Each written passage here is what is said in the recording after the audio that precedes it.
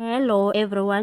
Duduzile Zuma, the daughter of the former President Jacob Zuma, has reacted on the news of Mzwanele Manyi joining the economic freedom fighters.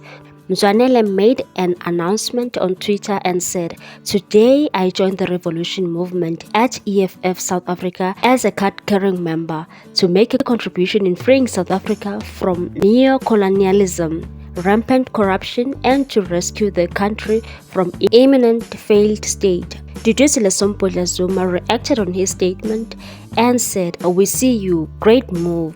Wishing you all the best in a new political home." Duduzile has showered the EFF with so much love.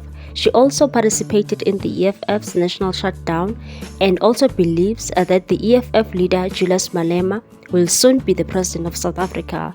Do you think that she's giving us a hint that she's already an EFF member? Thanks for watching. Please subscribe for more news.